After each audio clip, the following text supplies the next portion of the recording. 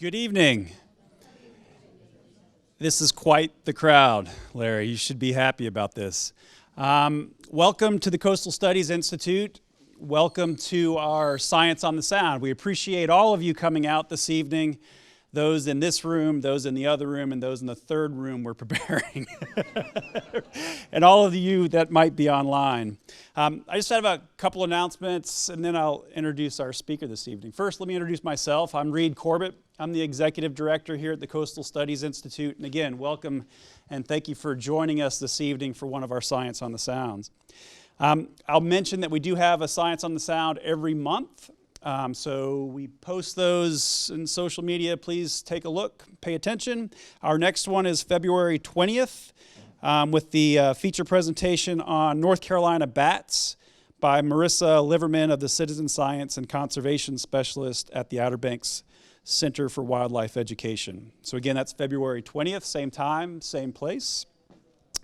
I'd also like to make you aware that we have our annual open house coming up on February 29th. That is Leap Day. I don't know if that's actually a thing, but it is February 29th.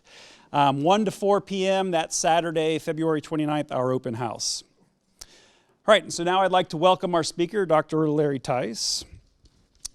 Larry's going to talk to us tonight about, as you can see, and the book that maybe many of you have, on Circa 1903, North Carolina's Outer Banks at the Dawn of Flight. Larry is a native of North Carolina, from Winston-Salem, I believe, 2 degrees from Duke University and his PhD from UNC Chapel Hill. Dr. Tise is the former director of the NC Division of Archives and History. And Dr. Tise was also the Wilbur and Orville Wright Distinguished Professor of History at East Carolina University from 2000 to 2015. I was going to tell you that books would be available, but those sold out. Downtown Books does have some of those books available if you'd like to, not after this because they'll be closed, but they are there if you'd like to pick one up. And with that, I'd like to welcome Dr. Larry Tise. Thank you.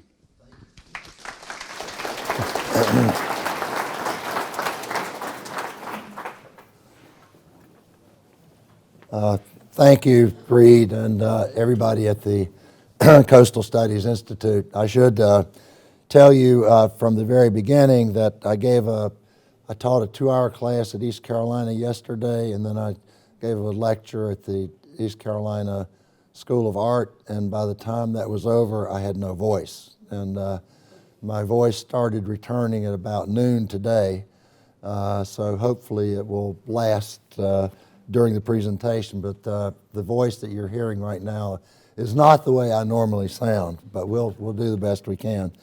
It's really wonderful to see so many people come out to find out what the coast of North Carolina was like in 1903.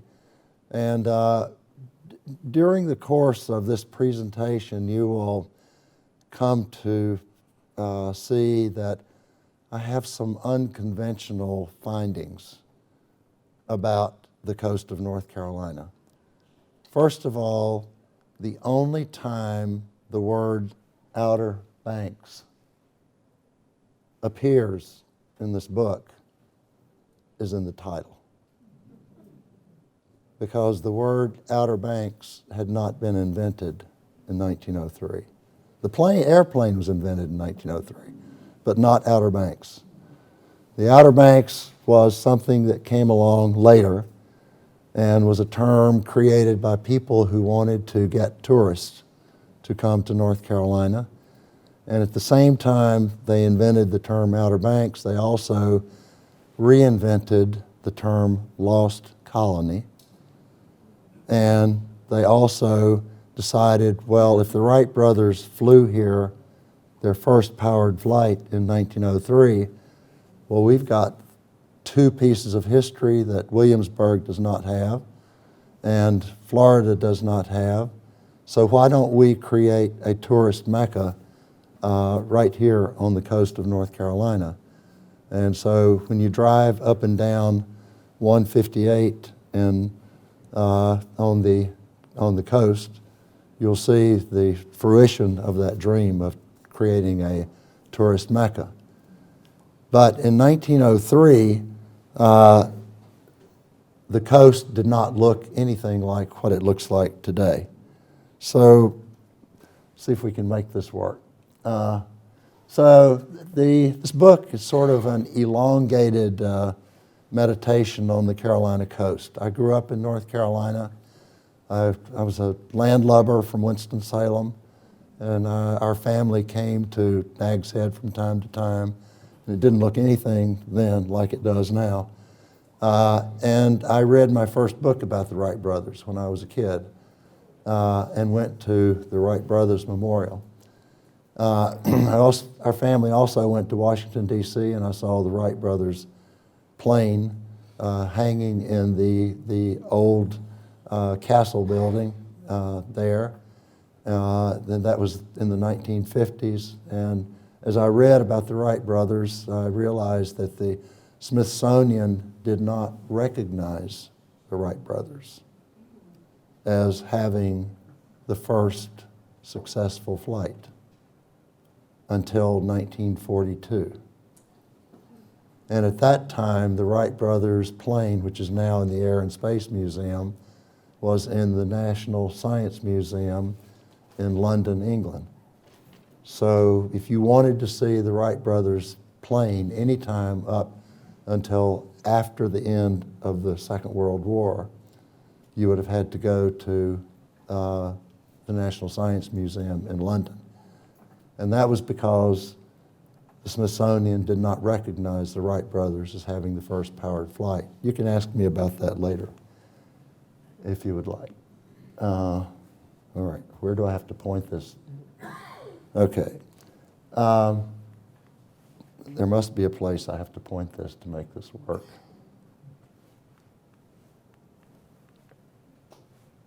I want this to back up. Push the back button on there? I'm pushing it. Okay, we'll see how it works.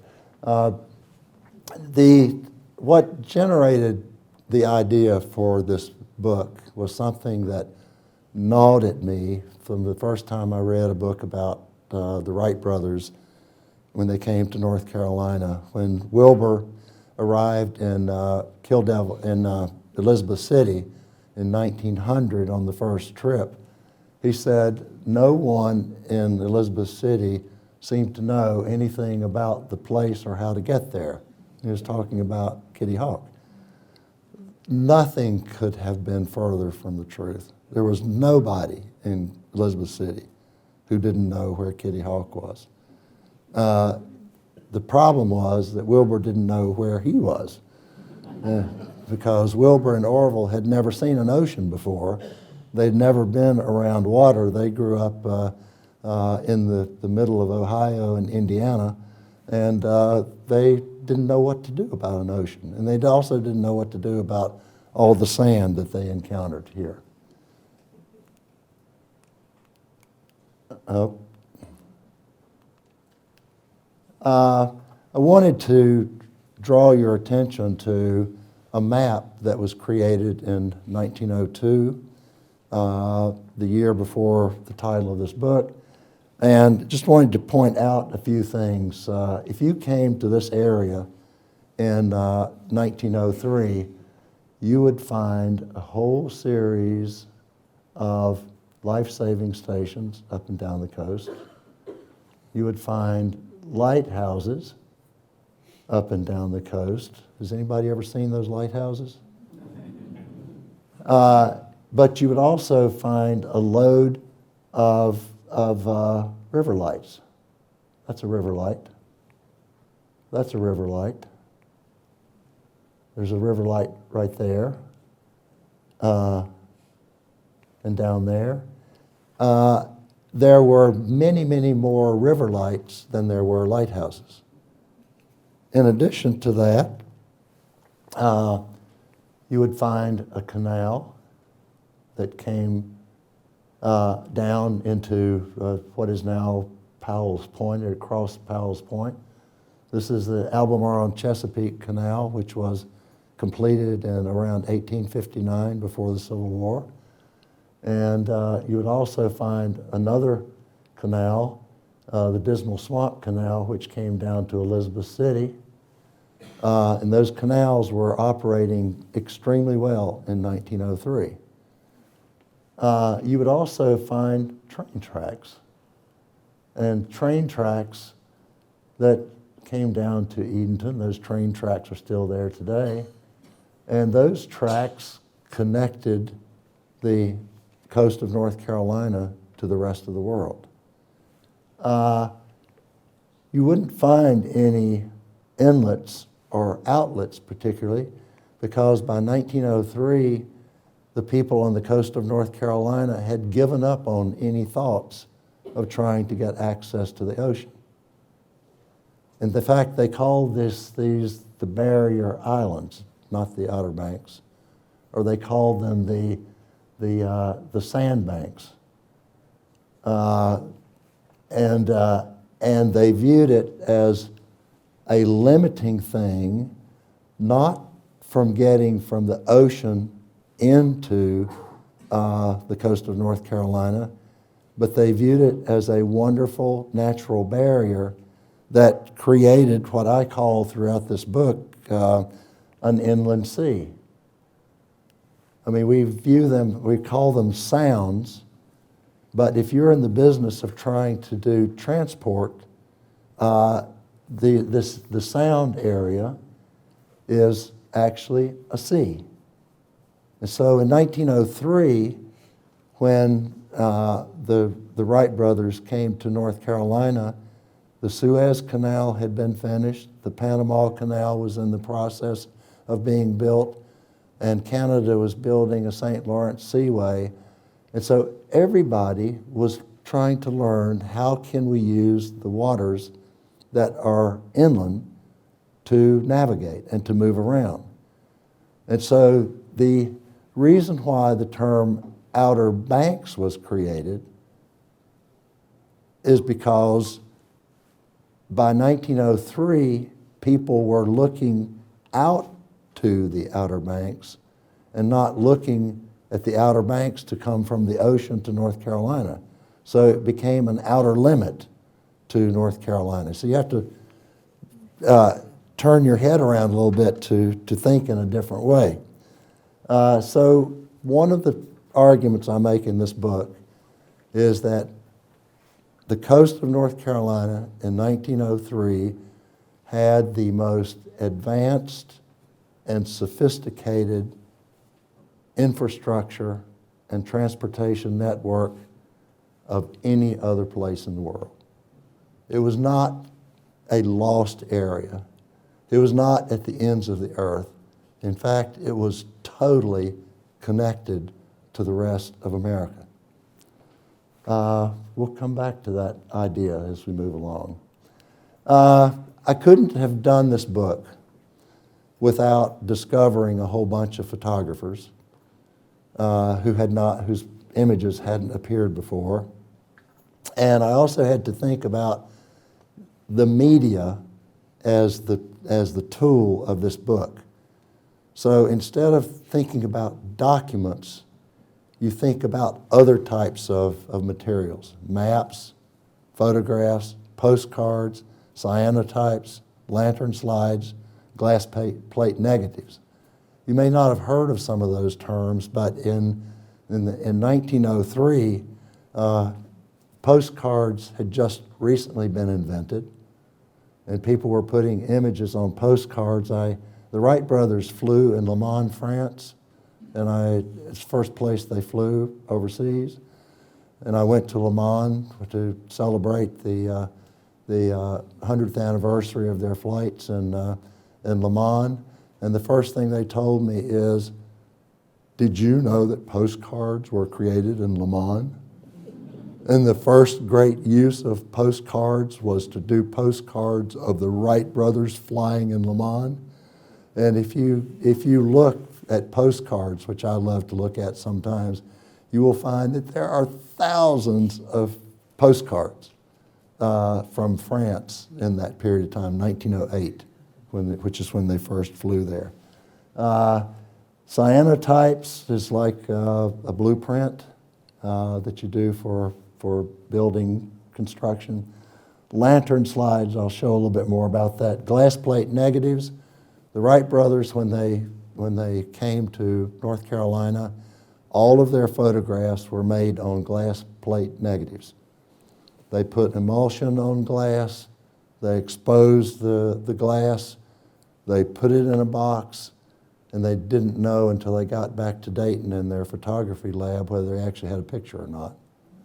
So it's not like today when you can get instant pictures. So as a consequence, we have almost no pictures of the Wright brothers' flights in 1908 because after they took their first two pictures in 1908, which is when they did tremendous flights at Kill Devil Hills, they punctured the web for their camera, and so all of the glass plates were ruined. But anyway, those are the tools. And I don't know what I am doing wrong there. Okay. I introduce you to some photographers that you probably have never heard of or you may not have heard of. This is the one I love the most, and sorry that this photograph of him is not that great, but Corydon Perney Cronk, which is one of the worst names ever. Somebody bought a book who was from Michigan. Yeah, he was from Michigan. And he didn't go to Kalamazoo College. He went to the University of Michigan. And but anyway, he was a meteorologist, and he came to actually he didn't come to North Carolina. He went to Cape Henry weather station, which was the weather station for the southeastern area of the United States. And he was a great photographer. And in 1899, he took on the assignment of coming to the coast of North Carolina to take photographs of the damaging San Scirocco hurricane of 1899. I tell people, and I love to get challenged on anything I say, I would love to be challenged on because I want to get it right. But the San Scirocco hurricane, which occurred in 1899, was the most damaging hurricane we've ever had in North Carolina. So somebody will correct me on that. But it changed the entire environment of the coast. And I'll show you some pictures of how it changed. But anyway, this man, Corydon Perney Cronk, came down here, and you'll notice that he expired in 1903, just a few months before the Wright brothers had their first powered flight. But he was a great photographer, and he was interested in many, many things. You may have heard of this guy, Herbert Brimley, H.H. Brimley. He was the creator of the North Carolina Museum of Natural Science, which is up in Raleigh. But he was very interested in the coast of North Carolina. He took lots of pictures, and every time he was around somebody who took a picture, he said, "Could I have a copy of that?" And so he put together this fabulous collection of photographs, part of which are at the Museum of Natural Science and part of which are in the State Archives of North Carolina. This guy, Frederick Olds, he's one of my favorite characters of all. He was the founder of the North Carolina Museum of History in Raleigh, if you've been there. And he was a zany character.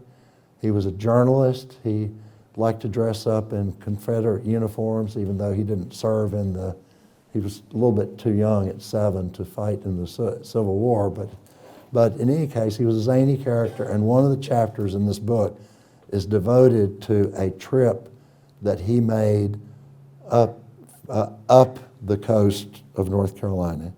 And he visited many, many of the places that we know along the coast.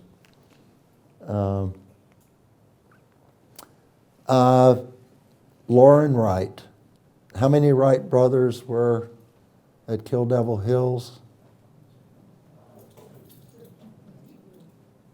Wilbur, Orville, and Lauren. Lauren was at Kill Devil Hills too. You may not have heard of Lauren, but Lauren took many of the photographs that we associate with the Wright brothers in the Wright brothers collection. And all you have to do is if you have a picture that has Wilbur and Orville in it, you say, well, somebody had to take that picture.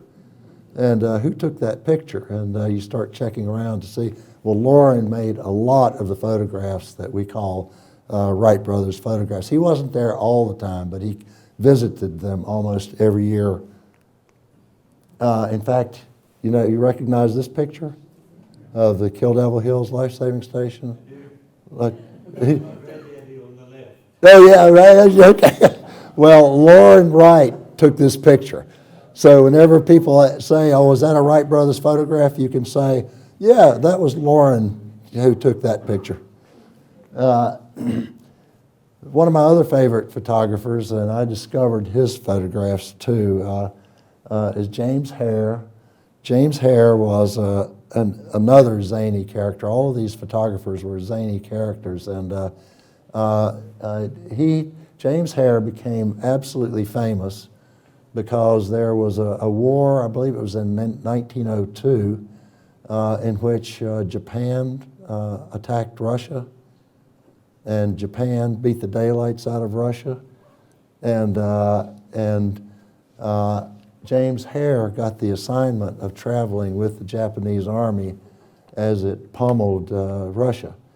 And so he made loads and loads, hundreds and hundreds of photographs of the Japanese army as it invaded Russia. And at about this time, 1903, is when newspapers started having photographs in them for the first time. And so a lot of Hare's photographs appeared in these newspapers. And so Hare got the assignment to come to North Carolina and get the first picture of the Wright brothers flying in the air. You know that picture that we always look at?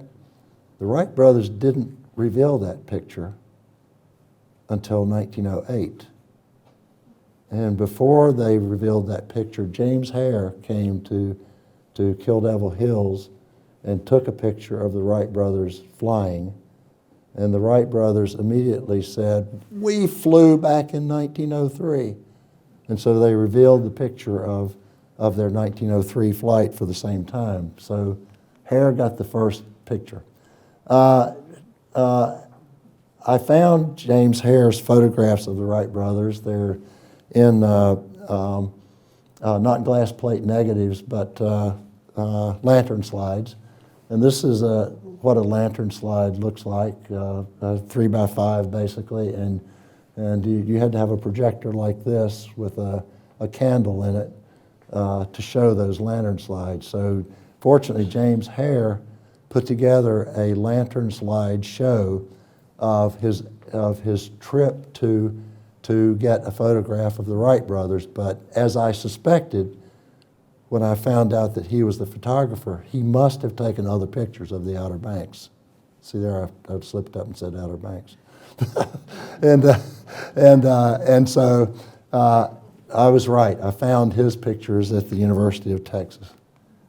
Another important part of this book is maps. There are maps throughout the book, and I try to use the maps to show how this area of North Carolina, coastal Carolina, operated.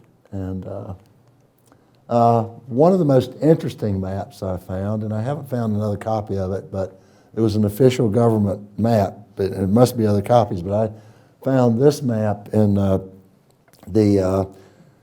Twentieth Company offices up in Corolla, and it was just hanging on the wall, and I looked at it and I said, wow, this is really an interesting map. And what interested me about this map is that it showed all the lighthouses, all the life-saving stations, and it showed, the Body Island lighthouse and all the others, but it also did something else. And so this is an area that we know right down here, but this map had something on it that I just loved.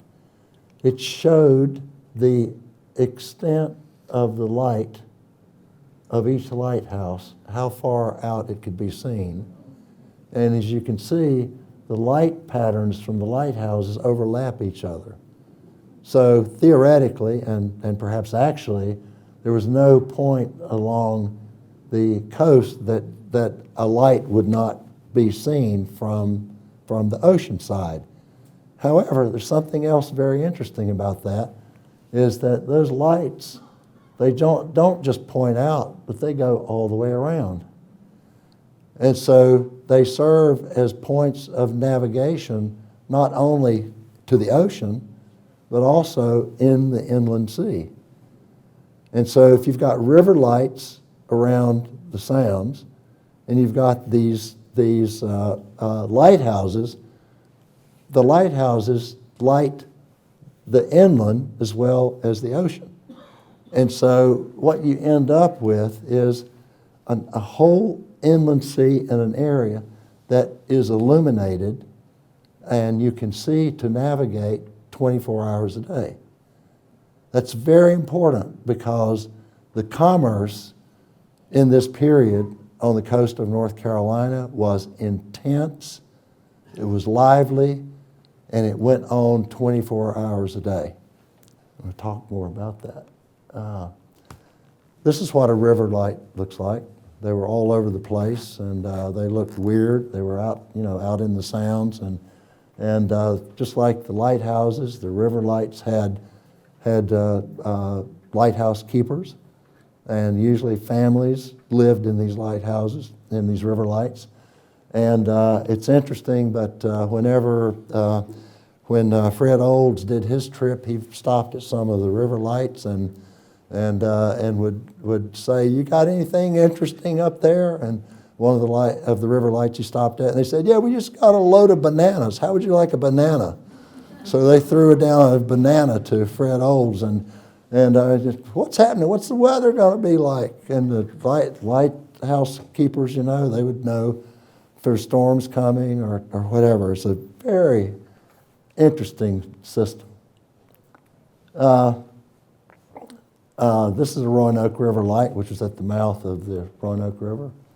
I already mentioned the Albemarle and Chesapeake Canal, but they were up here and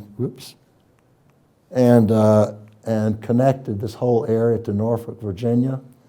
The northeastern North Carolina was settled originally from Virginia, and Virginia, the Norfolk area, the Suffolk area, has always been the outlet for this area of North Carolina.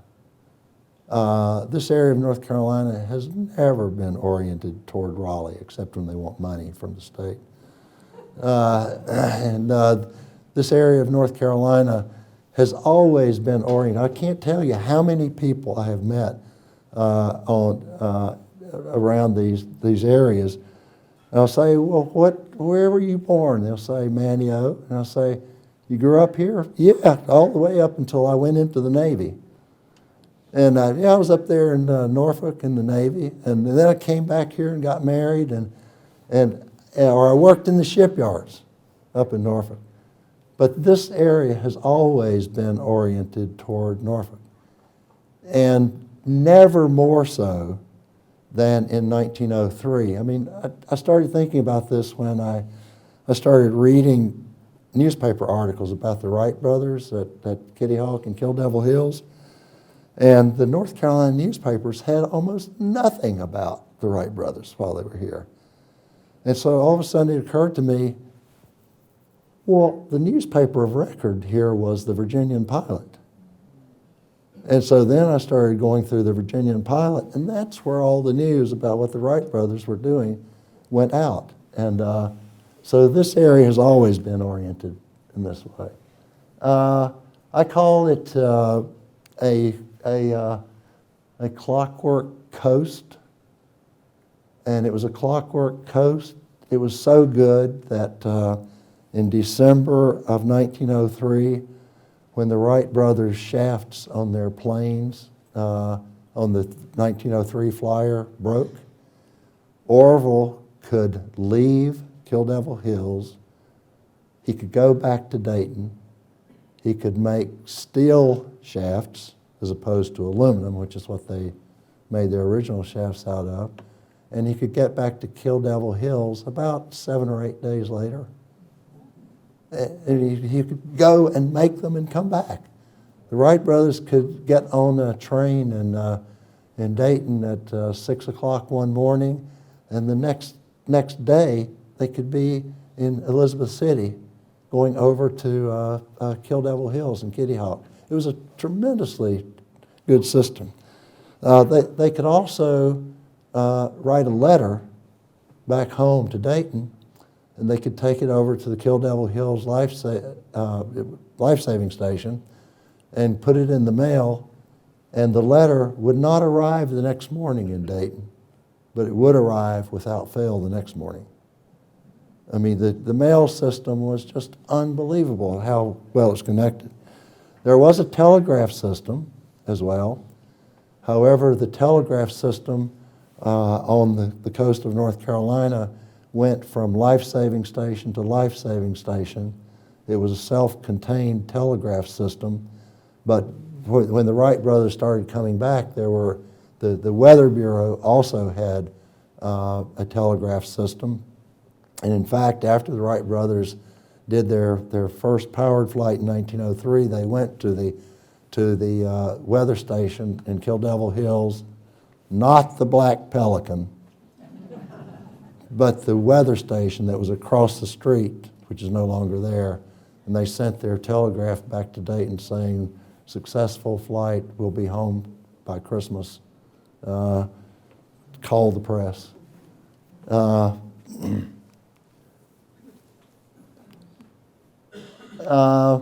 In this book, those of you who have copies of it, and those of you who don't have copies but who will have copies, you'll find a map at the front of the book, which I created. And this map shows how the Wright brothers got basically from Norfolk to Kitty Hawk and Kill Devil Hills. They used different routes. For a while, they would go straight from Elizabeth City to Kitty Hawk and then down to Kill Devil Hills, but later they decided to go through Manteo, and they would take gas launches over to Kill Devil Hills. The first time they came, there were no gas launches, but by 1903, every hot rod on the coast of North Carolina had a gasoline launch. I mean, it was the first hot rodding that you could do, and everybody was so proud. "Yeah, you can give you a ride in my gasoline launch. We can get you over there in no time flat." This is the key to the things that I include in the map. The environment, very important, which all of these photographers looked at in some way.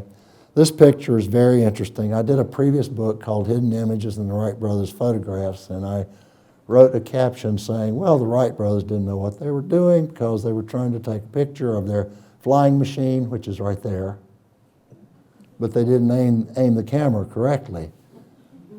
But what I didn't realize until I started working on this book is that they came to North Carolina the first time in August of 1900. And the previous August had been the San Scirocco hurricane, which just politely moved all of this sand almost down to the center of Kitty Hawk. So they were at Kitty Hawk, and this was all new sand, which was moved there by that storm, which then made me start looking for other photographs. This is another photograph of the sand encroachment into Kitty Hawk. I mean, it almost buried Kitty Hawk in sand. That's one of the distinctive things about that hurricane, is it reconfigured the sand on the coast. Good old Corydon Perney Cronk. I have to stop to be able to say his name. got this great picture of a shipwreck. I love this picture of this tree that was right at Nag's Head. You know where, I believe I'm right on this, I could be corrected. This tree was almost where Jeanette's Pier is today in Nag's Head. And I believe that because I have some other pictures in which it appears. Civil War. One of the most interesting things about this period of time, 1903, is when the Wright brothers came to North Carolina in 1900 originally, it was only 35 years after the end of the Civil War.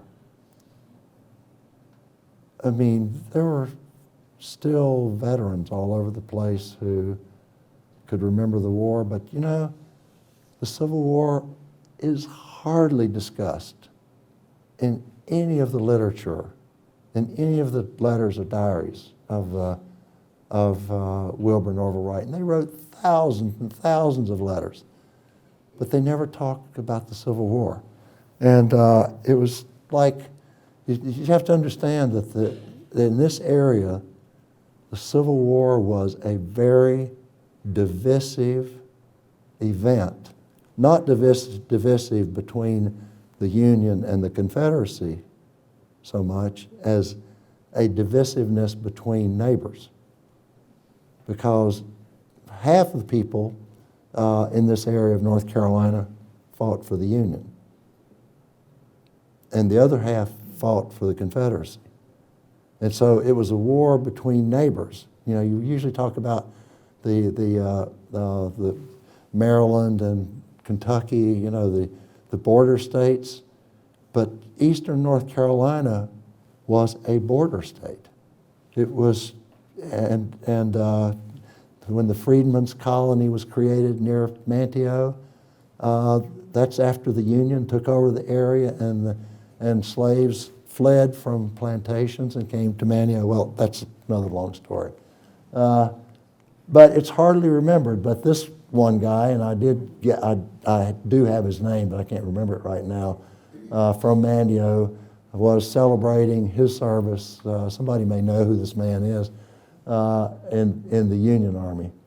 Burnside's headquarters, when people from the north came to the Carolina coast in 1903, they always wanted to go to Burnside's headquarters, which my understanding is it burned sometime. Some of you may know. And why is it a historic site? I mean, it's headquarters of the Union Army. Commerce and trade, I've already talked about some of this. The commerce that made North Carolina rich at that period of time was fish. Fish was packed up and shipped off. It could be in Washington, D.C. and Baltimore the next morning, Philadelphia and New York the day after. Fresh fish from coast of North Carolina. Lumber, timber. This is a big time of timber and logging, and North Carolina became the source of timber for pulp, but also for furniture. And timber from North Carolina was shipped all over the country to build houses, to build, big brownstones in New York City, but this is where the lumber came from to build all of that. You could ship your potatoes and get them shipped by Norfolk, Newbern, and Washington direct line to connect to Norfolk and with Old Dominion steamships for New York City, and it can be, it's hard to believe that you could ship fresh food quicker then than you can by truck today. It's just amazing. At this period of time, in 1902 or 1903, they had already conceived of the intracoastal waterway, and there were members of Congress from North Carolina and Virginia who were saying, let's build that thing. And they proposed, this is the proposal to build it, and And by 5 years later, they were already starting to build what we now know as the Intracoastal Waterway. In this plan, it didn't show going through Alligator River. It showed going on the west side of Roanoke Island. But as you know, it goes through Alligator River. Whenever you looked at any kind of business on the coast of North Carolina in this period of time, blacks and whites worked together, side by side. Even though this was a period of the flowering of white supremacy, blacks and whites worked together, even though they didn't go to school together. Of people and being people.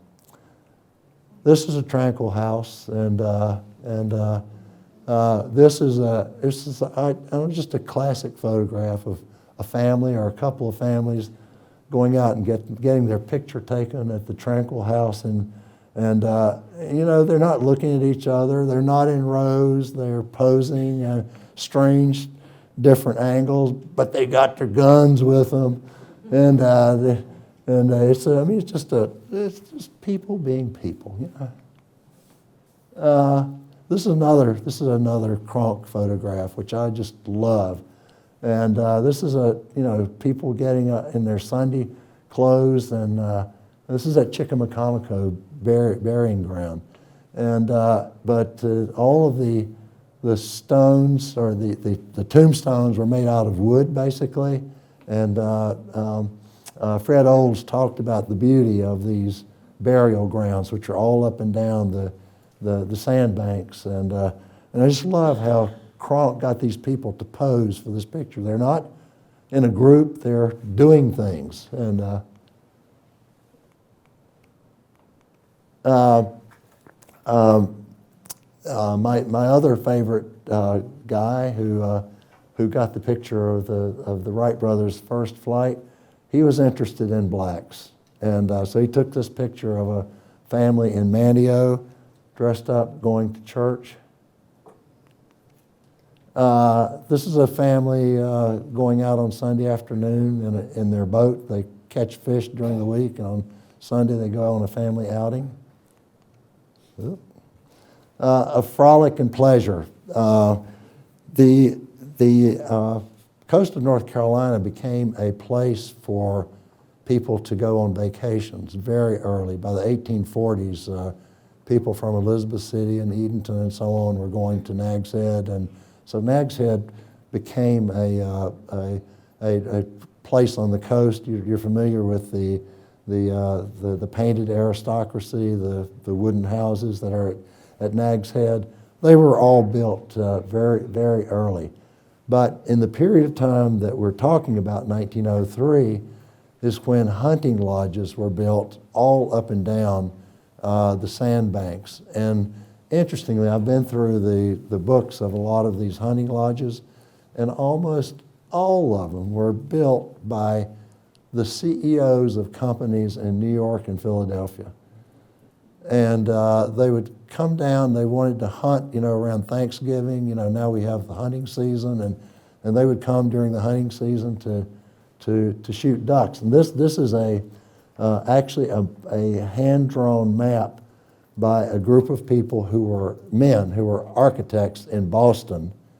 They were part of the Boston Brahmin class, and they made this map showing their favorite spots where they would like to shoot from, and they kept records of exactly how many ducks they shot, or geese, I guess, from each spot on every day. It was like a diary. It's another hunting lodge, but the interesting thing about these hunting lodges is that they were almost always operated by blacks. And they were built, maintained, and operated by blacks. So in this image of the white people who are coming to shoot, there are blacks, the people who actually build, take care of, and serve as guides for the people who are hunting. I have to show this picture of Orville Wright. I've written a good bit about the Wright brothers and their guns. And in 1911, this picture was taken of Orville cleaning their .22 repeating rifle. And fortunately, I found, in addition to that photograph, a group of targets that the Wright brothers used, and these are targets from 1908. And they had a very interesting game. Last year, the National Rifle Association approached me about doing an article about the Wright brothers and their guns, and they were going to do an article, and I said, let me write the article. And so I wrote the article for them, which was published in August or September, I think. But anyways, interesting story. The Wright brothers almost never frolicked, but in 1911, Wilbur was in New York in court trying to defend the Wright brothers' patent, and Orville was in North Carolina with his brother Loren. This is Loren. And this is Horace, who was Loren's son. The Wright brothers, never married. They also didn't graduate from high school.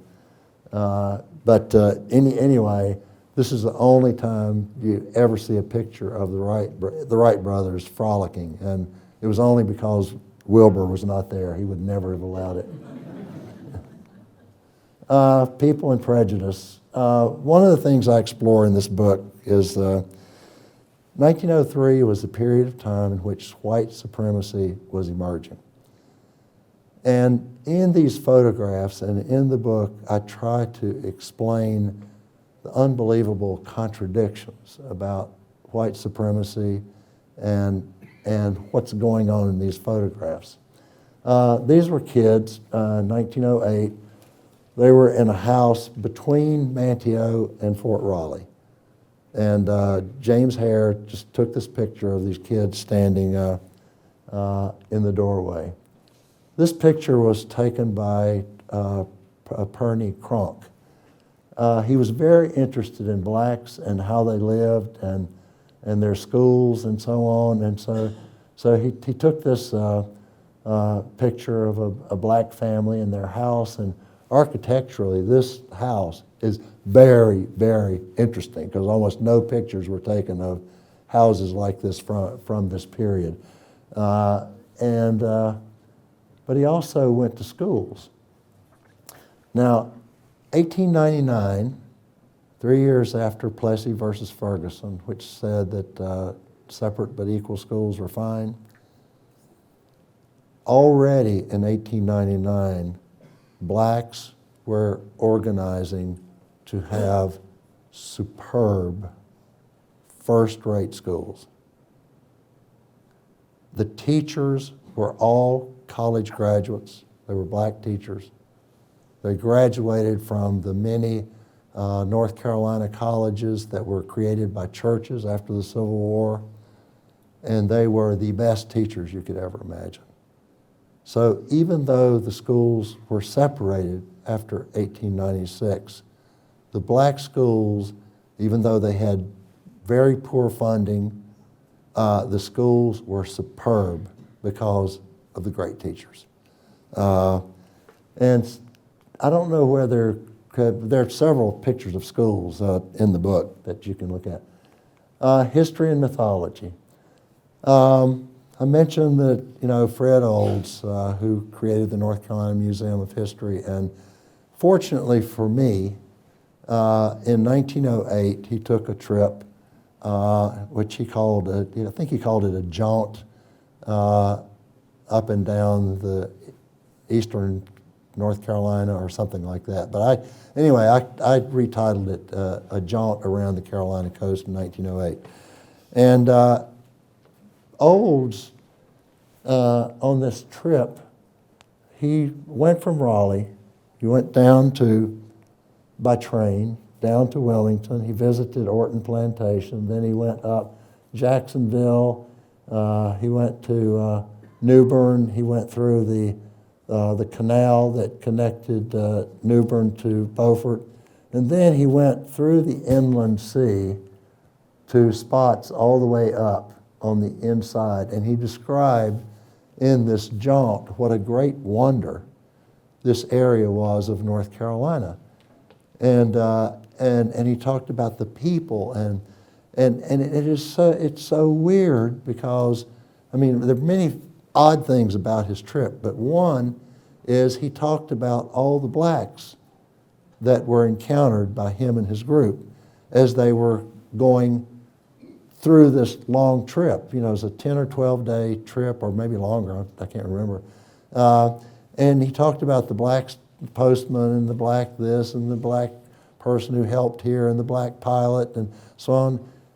But after when he's heading back to Raleigh, he says, we don't have a problem with blacks on the coast of North Carolina. In fact, we hardly ever encountered a soul, which was so weird because, I mean, they couldn't be seen because of his white supremacist point of view.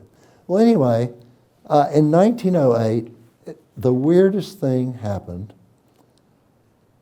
Fred Olds is going up the coast of North Carolina, and he ends up in Manteo at the Fort Raleigh Monument. You've seen the Fort Raleigh Monument, perhaps, that commemorates the lost colony.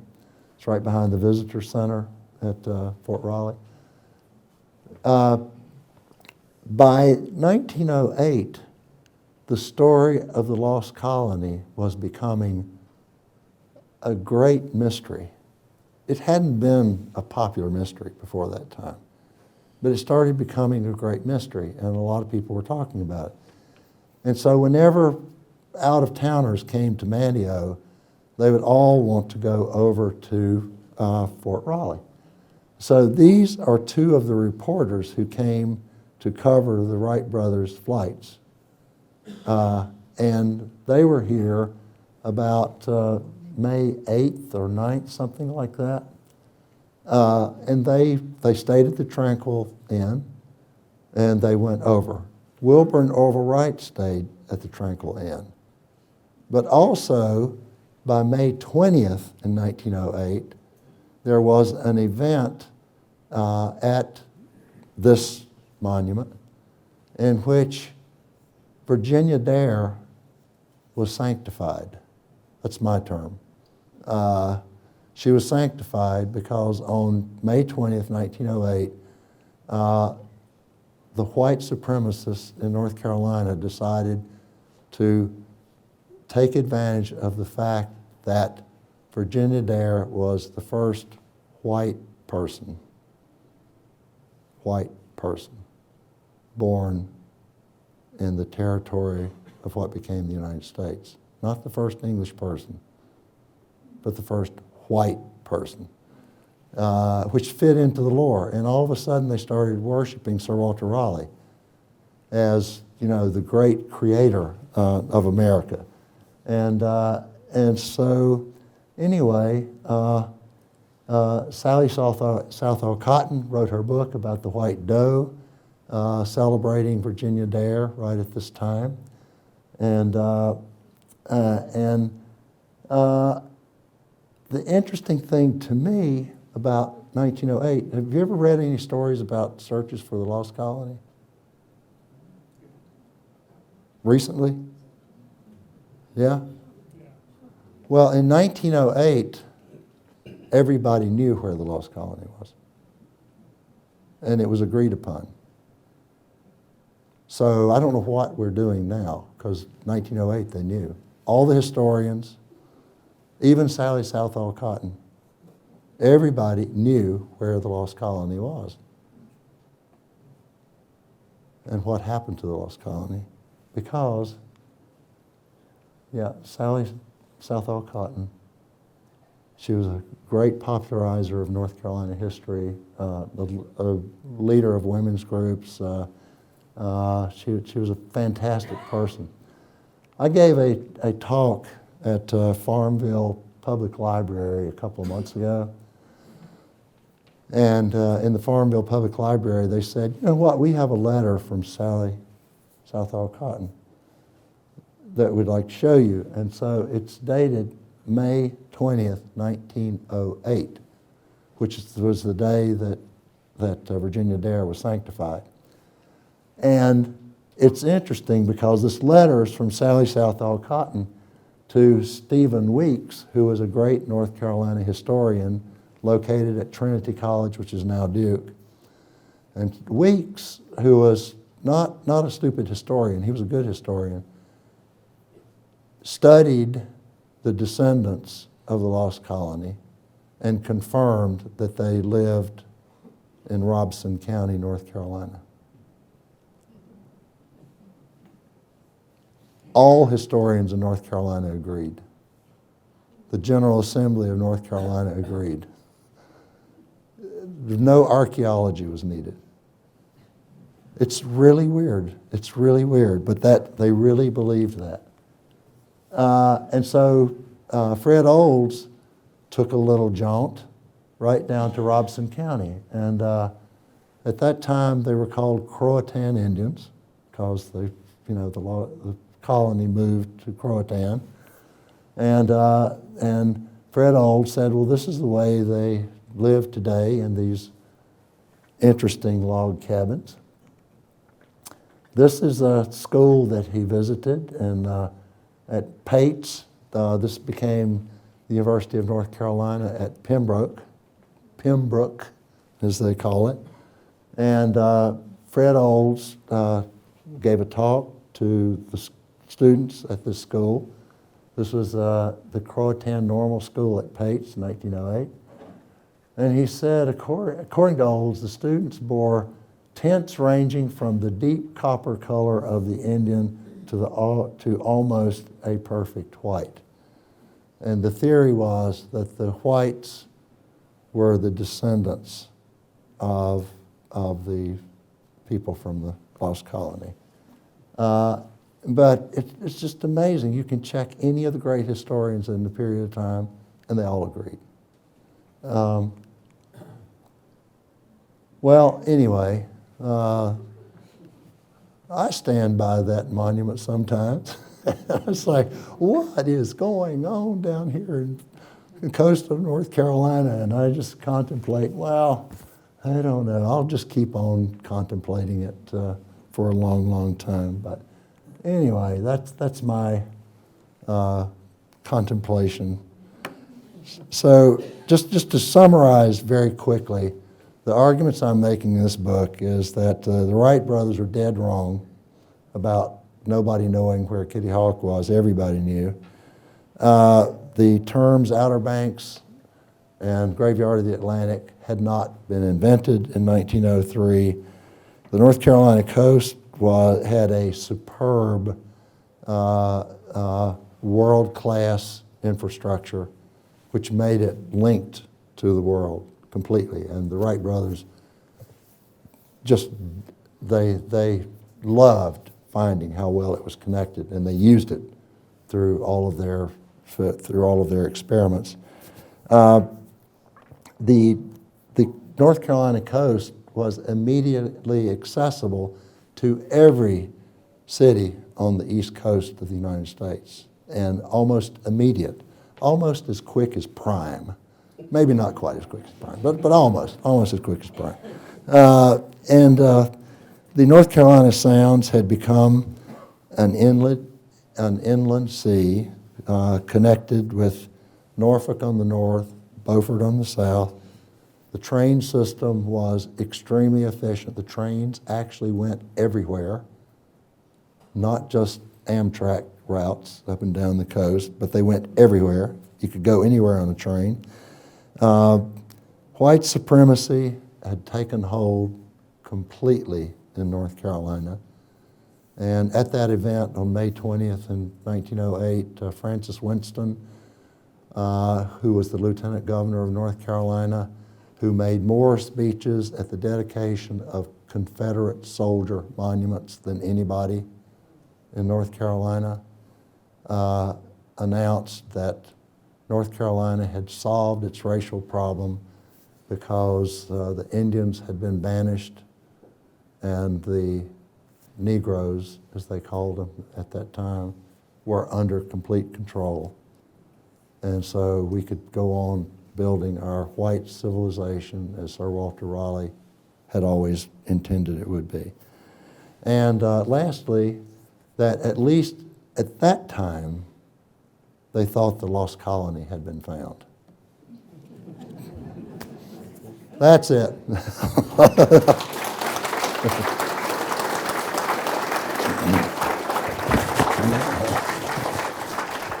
I will try to answer some questions. I saw your hand go up first.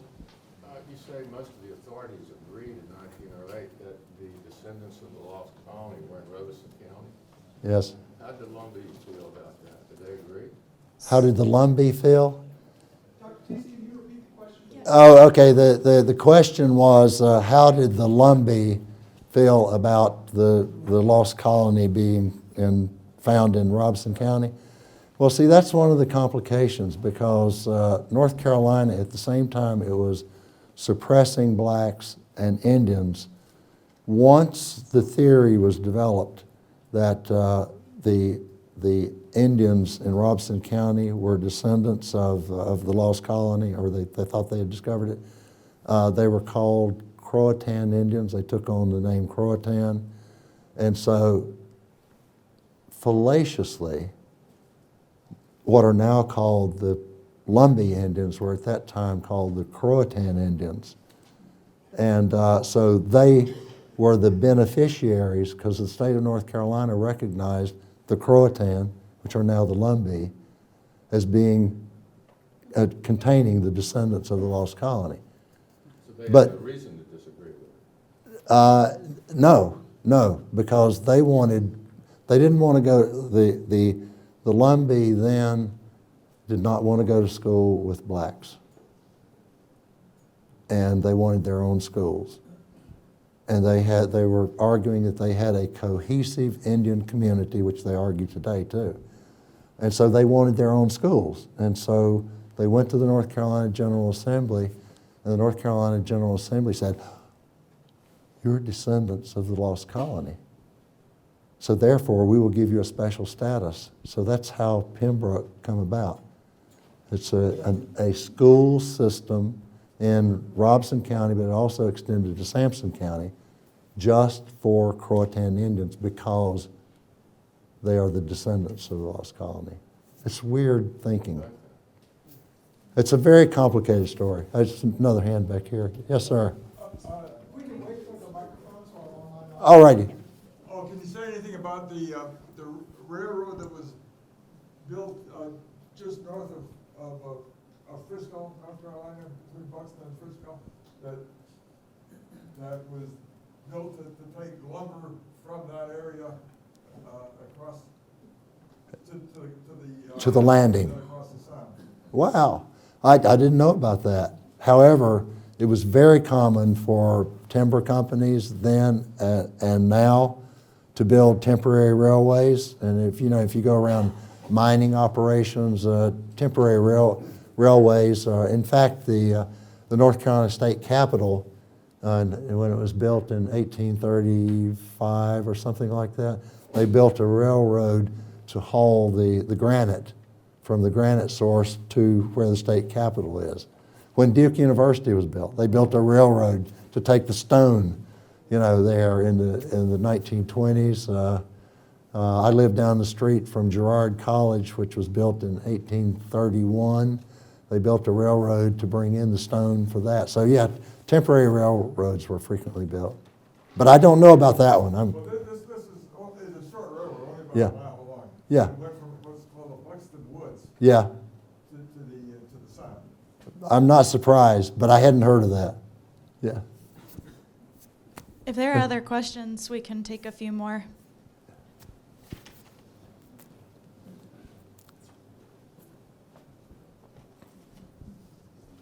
In your presentation, you mentioned the brother, the photographer, Lauren, and I know there's a sister, a Wright sister, who was Catherine, very, yeah. very much involved basically she took care of Wilbur and Orville because they never married. So that was the closest thing they had to a wife, was the sister. Right. But you didn't mention that. No, I didn't mention that because I focused basically on people who were here. Catherine never went to the coast of North Carolina, or else I would have mentioned her. But Catherine was the only Wright member of the Wright family who graduated from college.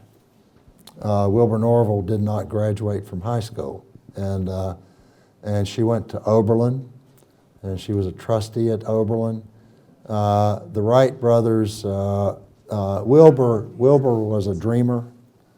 Orville was a hands-on person. He was an engineer and a hands-on person. They needed somebody to make order out of their existence, and Catherine did that. And she doesn't get the credit that she should. The sad thing about it, though, and nobody's really written this the way it needs to be written, but after Wilbur died, Orville became a sad sack. He grieved for 36 years after Wilbur died. And so he and Catherine basically became a couple. And they traveled to Europe, they traveled all over the place, they went everywhere together. And one day in 1926, when Orville was shipping his airplane over to England to be exhibited at the National Science Museum, Catherine, I've read all of Catherine's letters about this, but she decided she wanted to get married to somebody else, not Orville. and so anyway, in her letters, she writes to her husband-to-be, I can't tell Orville now because he's fighting with the Smithsonian and he depends on me so much to support him. I'll tell him next week. And then there's another letter, I couldn't tell him. Orville was a sad sack. And so finally she just announced, I'm getting married, Orville. And he said, no, you're not. And she said, oh, yes, I am. And he said, well, I'm not going to the wedding. And she said, well, you don't have to go to the wedding. And so she got married at Oberlin College, not in Dayton. And she moved to Kansas City with her husband. And Orville said, I will never see you again as long as I live. And so she died, unfortunately, 3 years later. I can't remember whether she had a brain tumor or something.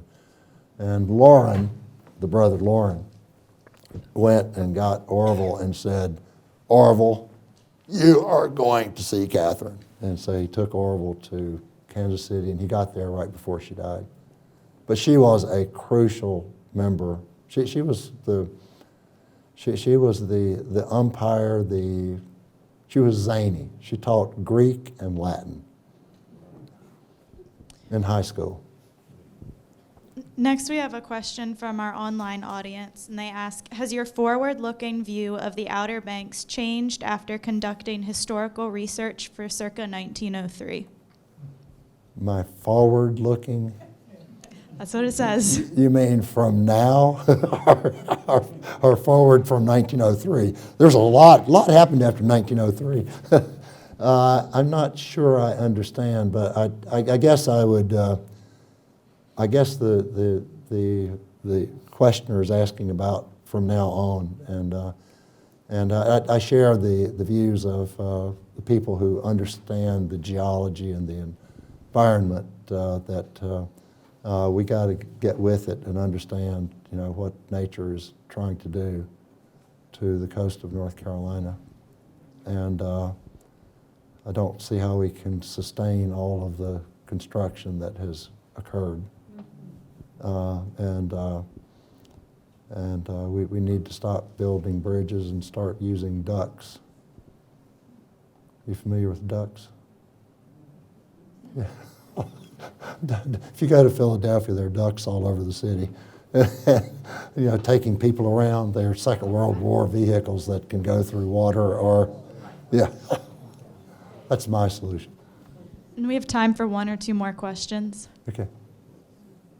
So why this picture for the front? You know what?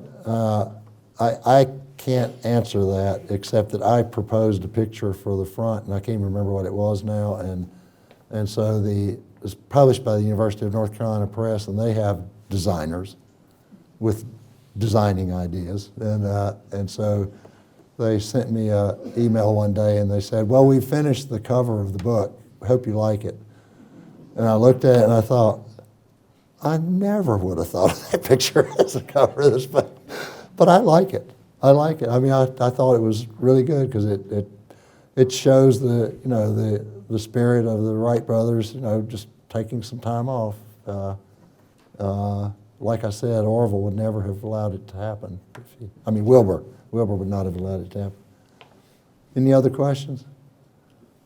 Well, I want to thank y'all for being such a wonderful audience, and thanks to the Coastal Studies Institute. And I hope you will go forward and spread all of my radical ideas and straighten out people that it's not the Outer Banks, this is the Sand Banks. This is the Barrier Islands. Get it straight, you guys. And the graveyard of the Atlantic, what's that all about? Anyway, thank you very much.